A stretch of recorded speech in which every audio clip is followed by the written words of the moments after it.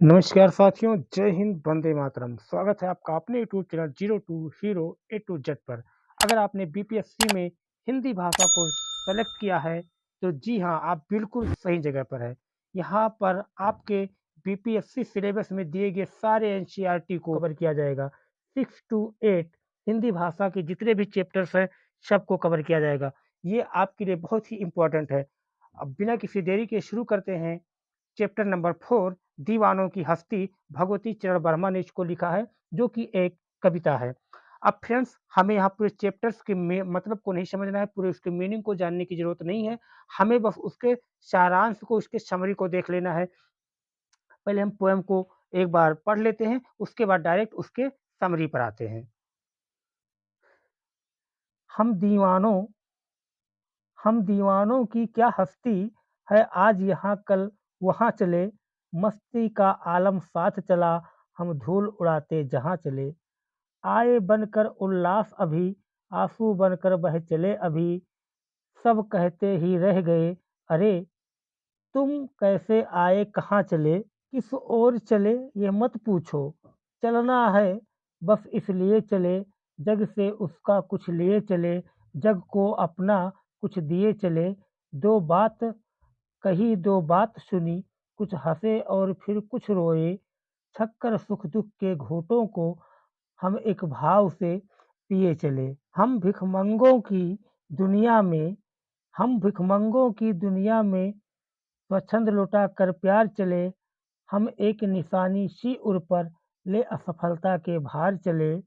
अब अपना और पराया क्या, आबाद रहें रुकने वाले, हम स्वयं बंधे थे और स्वयं हम अपने बंधन तोड़ चले। तो देखिए फ्रेंड्स, इसका क्या मीनिंग है, क्या भावार्थ है, क्या है, इसको हमें कुछ समझने की ज़रूरत नहीं है, क्योंकि हमारे पास टाइम बहुत कम है। बस हमें सारे चैप्टर्स को ये समझ लेना है कि इसका सारांश क्या है, और उतने से ही हमारा काम चल जाएगा। तो ये कविता को तो इसको हमने देख लिया। अब हम देखते हैं कि इसका सारांश क्या है।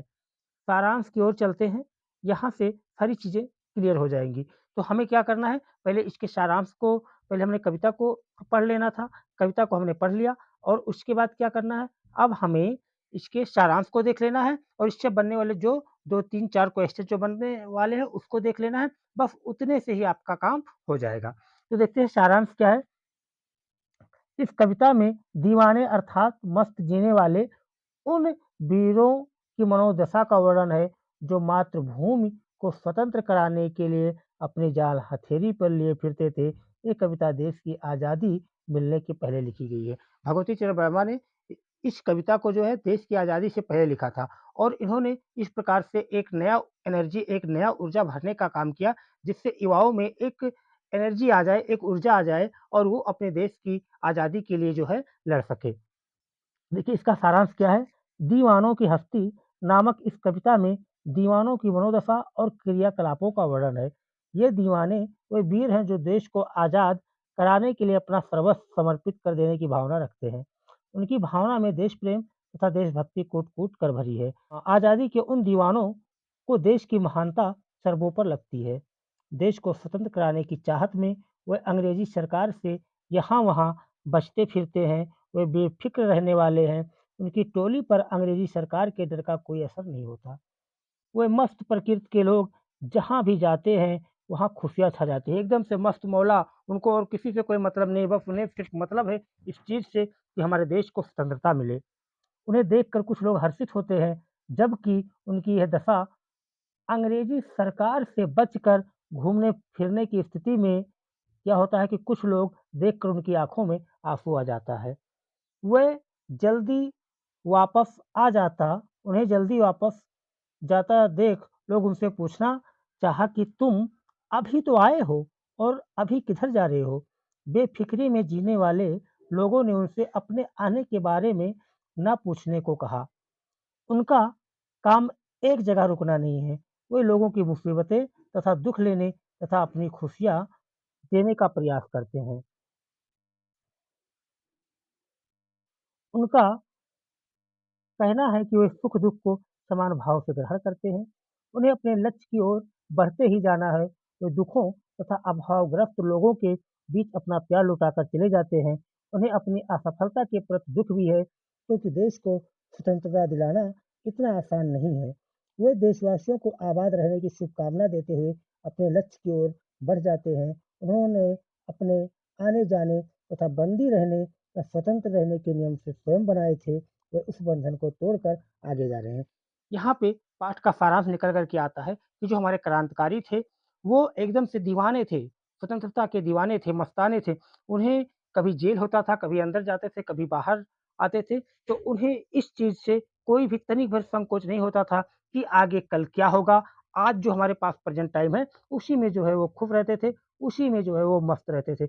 उन्होंने कभी ये नहीं सोचा कि कल क्या होगा, कल हमारा सुख भरा होगा या दुःख से भरा होगा। तो फ्रेंड्स, इसका ये हो गया सारांश। अब इससे बनने वाले हम कुछ क्वेश्चन कर लेते हैं और उसके बाद ये चैप्टर पूरी तरीके से कंप्लीट हो जाएगा। क्वेश्चन इसलिए करते हैं क्योंकि समरी पढ़ने के बाद जो थोड़ा बहुत डाउट्स कहीं पे बचा रहता है, क्योंकि इतना टाइम अब नहीं बचा है कि जो है पूरा एक-एक चैप्टर कंप्लीट किया जाए और ये 5-6 मिनट 10 मिनट के वीडियो में आपका एक चैप्टर कंप्लीट हो जाएगा। इसको बस सिर्फ़ हमें समरी को ध्यान में रखना है कि इससे रिलेटेड जो भी बीपीएससी में जो भी एग्ज़ाम बने, जो भी एग्ज़ाम में क्वेश्चन आए, उसको बस आप लोग तुरंत कर ले जाएँगे, क्योंकि उस टाइम पे आपको याद आ जाएगा कि इस चैप्टर्स में ये था और एक पॉइंट अगर आपने पकड़ लिया तो कोई भी क्वेश्चन कैसे भी घुमा कर देगा, आप बिल्कुल कर ले जाएँगे। तो देखते हैं फर्स्ट क्वेश्चन कह रहा है, कवि ने अपने आने को उल्लास और जाने को आंसू बनकर बह जाना क्यों कहा है? अब क्यों कहा है? आंसर में देखते हैं, कवि बेफ़िक्री भरा जीवन जीने वाला व्यक्ति है। कवि ने अपने आने को उल्लास इसलिए कहा है, क्योंकि वो जहाँ भी जाता है, मस्ती का आलम लेकर जाता है। उससे मिलकर लोगों का मन प्रसन्न हो जाता है। पर वो उस स्थान को छोड़कर आगे जाता है, तब उसे वहाँ के लोगों को दुःख होता है। विदाई के क्षणों में उसकी आँखों से आँसू बह निकलते हैं, क्योंकि ये जहाँ जाता है खुशियाँ लेकर जाता है, हमेशा मस्त रहने वाले हैं। लेकिन जब वहाँ से जाते हैं तो जो है उसकी आँखों में भी आँसू निकल आता है कि अब अभी तक इतने दिन यहाँ थे, अब हमें ये स्थान छोड़कर वहाँ जाना पड़ेगा। क्यों जाना पड़ेगा? क्योंकि पता नहीं कब अंग्रेज़ जो थे, जो अंग्रेज़ के अधिकारी थे, वो कब पहुँच जाएँ और कब इनको अरेस्ट कर लें, ये पता नहीं था। दूसरा क्वेश्चन देखते हैं। दूसरे क्वेश्चन में कह रहा है कि भिखमंगों की दुनिया में बेरोक प्यार लुटाने वाला कवि ऐसा क्यों कहता है कि वो अपने हृदय पर असफलता का एक निशान भार की तरह लेकर जा रहा है? क्या वो निराश है या प्रसन्न है? अब वो भिखमंगों की दुनिया के बारे में ऐसा क्यों कहा? क्यों भिखमंगों की दुनिया कहा? वो इसलिए कहे, यहाँ भिखमंगों की दुनिया से कवि का आशय है कि दुनिया केवल लेना जानती है, देना नहीं। ये ये ह्यूमन नेचर है।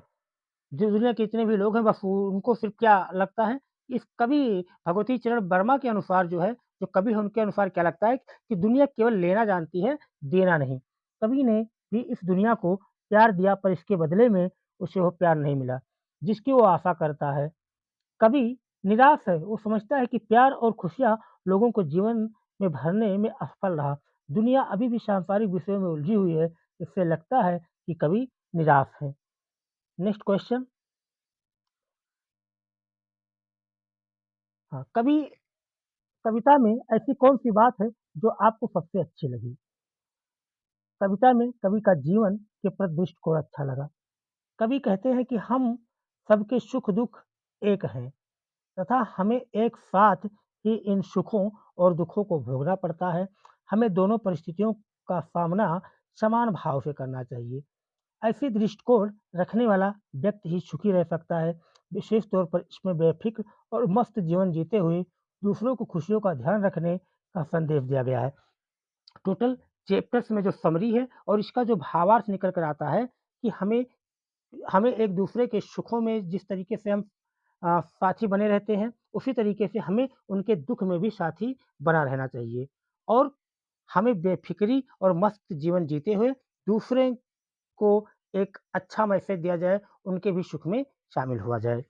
तो मित्रों, ये चैप्टर्स जो है कंप्लीट हो गया और अब अगला चैप्टर्स जो है अगले वीडियो में बनाएँगे और अगर मेरा वीडियो आप लोगों को अगर पसंद आ रहा हो, तो प्लीज़ हमारे चैनल को सब्सक्राइब कर लीजिए, लाइक कर दीजिए और ज़्यादा से ज़्यादा शेयर कर दीजिए।